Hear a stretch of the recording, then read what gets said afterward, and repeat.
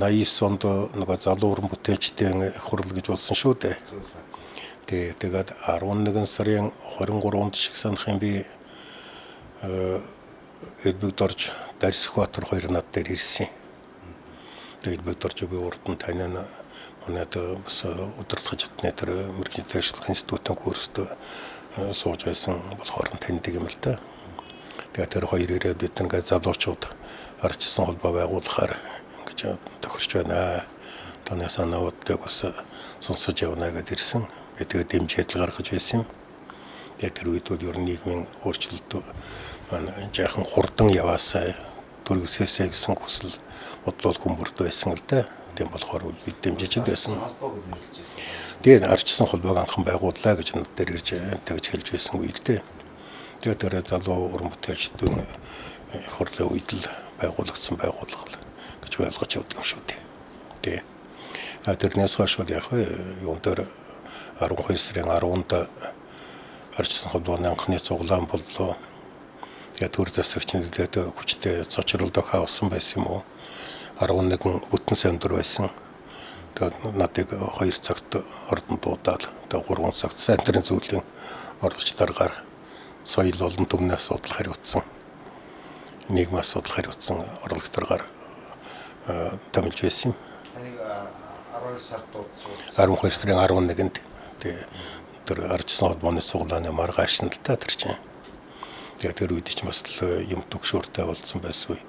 Нийгмийн хөдөлгөөн арчсан хөлсөл маань ямар замаарч явах вэ? Төр засаг яаж хандах нь тодорхойгүй байсан шүү дээ.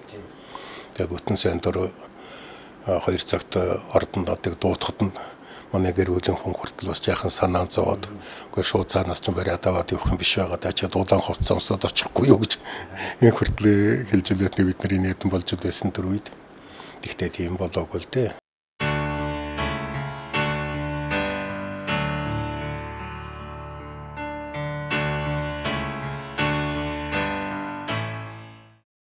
Тэр үед чинь сайдны зөвлөлийн нийгэм соёлын асуудал хариуцсан орлогч дарга Алтан гэрэл гэж хүн байгаад тэгээд тэтгэвртэйгээ гарсан байдаг. Тэгээд оронд надыг томилсон хэрэгэлдэ. Бодвол тэр үед нийгмийн асуудал хариуцна гэдэг маань олон нийтийн хөдөлгөөн тэгээд ус асуудалтай холбоотой байна л гэсэн утгаар томилогдсон болов уу гэж боддог. Сайн ойлголцсноо ер нь их сайн ойлголцдог байсан. Батмохгүйн чинь одоо хүүхдүүд нь бас арчсан холбооны анхны цуглаанд оролцож явсан шүү дээ. Тэгээд эцэг хүний хувьд ч гэсэн төрийн тэргүүний хувьд ч гэсэн ер нь тэгээд өөрөө эрдэмтэн хүн төр чинь нийгэм ямар болж байгааг бодтойгоор хөндлөж байсан л да.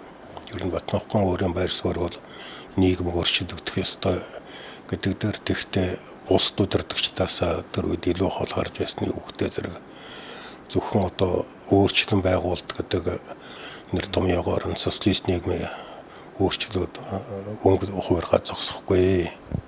Ер нь Монгол орн цаашдаа хараат ус байдлаар өрхөл зүйлтийн хэрэгшээлээс гарч хараат ус байдлаар амьдрах ёстой гэдэг үзэлтэй хүн байсан гэж боддог юм.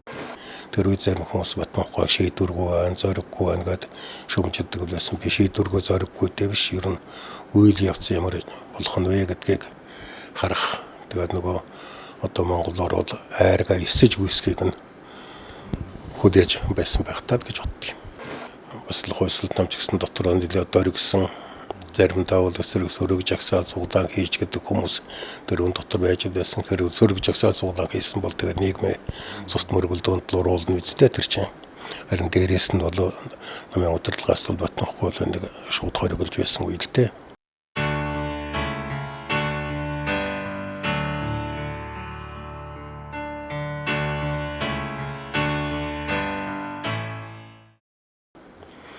Тэгээд яг нөхцөл байдлыг тэр үеийн тухайн улс төрийн товч намын тухайн нэрмчгийн дарга нар сайдын зөвлөлийн дарга орлогч нарын нийлээд бараг тэр жагсаал цуглаан бүхний дараад хэлэлцсэн л дээ.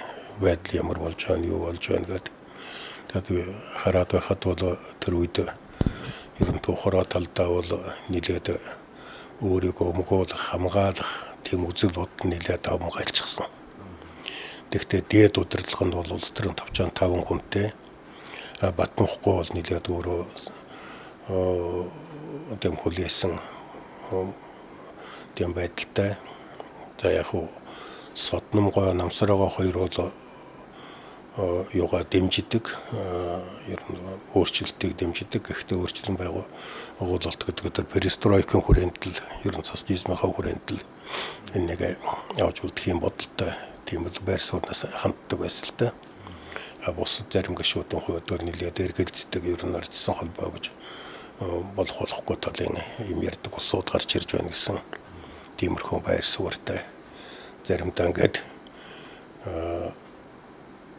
улс төрийн төвчний гишүүдээс шөнө хуралдаж байтал одоо намыг босго, намыг хамгаал, бидний хамгаал гэдэг Батмахгүй хандаад уйлж ич байсан. Энд бол бас тусааж байсан хүн байдаг гэдэг. Тэгэхээр бол Батмахгүй бол ер нь Монгол хүний хамраас тус гаргасанд орвол та нарыг бүгдийг ч авцруулсан дээр гэж хэлж чад энийгэд гараад явчихсан. Шөнө 2 цаг хагас болж байхад.